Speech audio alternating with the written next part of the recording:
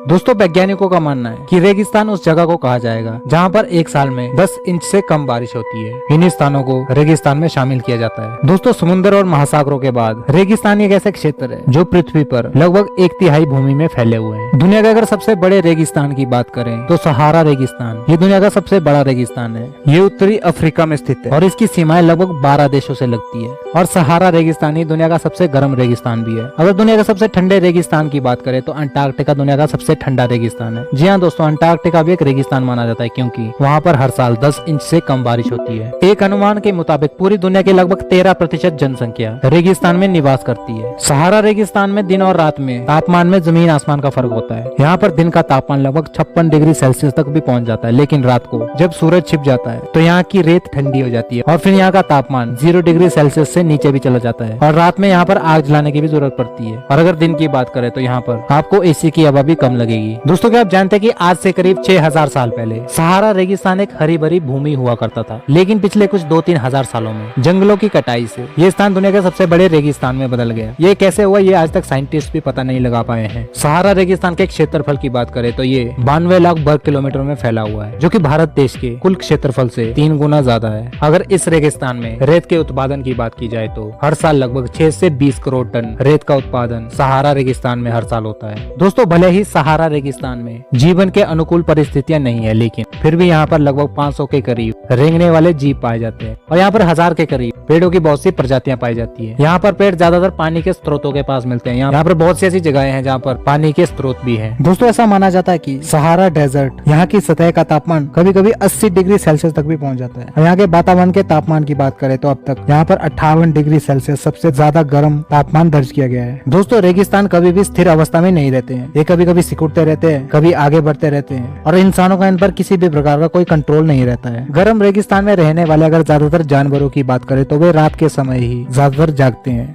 क्योंकि रात के वक्त रेगिस्तान ठंडा हो जाता है। इस वजह से वो शिकार करने निकलते हैं और दिन के समय वो अंदर छिपे रहते हैं ताकि गर्मी से बच सके। दोस्तों क्या आप जानते हैं कि हर साल पेड़ों के काटने से रेगिस्तान लगभग 72,000 वर्ग किलोमीटर जमीन पर फैलते जा रहे हैं। अगर ऐसा ही चलता रहा तो एक दिन इंसानों के पास कुछ भी बीजने के लिए जगह भी नहीं बचेगी। दोस्तों रेगिस्तान शब्द का मतलब है उजड़ी हुई भूमि या बेकार पड़ी भूमि, जहाँ पर कुछ भी काम नहीं होता या कुछ भी उगाया नहीं जा सकता। ऐसी जगह को रेगिस्तान कहा जाता है और ये शब्द लैटिन भाषा से आया है। सहारा डेजर्ट के बारे में एक फैक्ट ये भी है कि 6000 सालों पहले यहाँ पर बहुत सी नदियां बहती थी, लेकिन सभी सूख गई और अभी फिलहाल इस जगह पर एक ही नदी बची है जो कि है नील नदी। ये अभी भी सहारा डेजर्ट में बह रही है, बाकी सभी नदियां यहाँ पर सूख चुकी हैं। दोस्तों ऊंट को रेगिस्तान का जहाज कहा जाता है क्योंकि रेगिस्तान में एक ही ऐसा जानवर है जो इंसानों को एक जगह से दूसरे जगह तक पहुँचाने में मदद करता है और उनके सामान को ढोने में भी मदद करता है, जो बहुत ज्यादा दिनों तक भी बिना पानी पिए जिंदा रह सकता है। ये पानी को अपने शरीर के अंदर स्टोर करके रख सकता है, इसीलिए गर्म जगहों में ऊंट को इस्तेमाल किया जाता है। दोस्तों क्या आप जानते हैं कि पूरी दुनिया में मशहूर दुबई शहर ये भी एक रेगिस्तान के ऊपर ही बना हुआ है। जैसा कि आप जानते हैं कि रेगिस्तान खनिज पदार्थों का एक बहुत बड़ा स्रोत होता है, जिस वजह से इसके आसपास रहने वाले लोगों के लिए ये बहुत ज्यादा धन पैदा करता है, जिसकी वजह से दुबई जैसे शहरों का विकास हुआ था। दोस्तों अगर भारत के रेगिस्तान की बात करें तो थार मरुस्थल ये भारत का रेगिस्तान है और ये राजस्थान में है और राजस्थान में चलने वाली तेज हवाएं थार मरुस्थल की रेत को सैकड़ों किलोमीटर की दूरी तक फैला देती है। यही कारण है कि आपको राजस्थान में सड़कों घरों की छतों पर ज्यादातर रेत दिखाई देती है। यहाँ की रेत इतनी ज्यादा गर्म होती है कि अगर आप यहाँ पर नंगे पैर चलोगे तो आपके पैर जल जाएंगे। दोस्तों थार मरुस्थल करीब 2,80,000 वर्ग किलोमीटर में फैला हुआ है, जिसका 85% हिस्सा भारत में है और बाकी का हिस्सा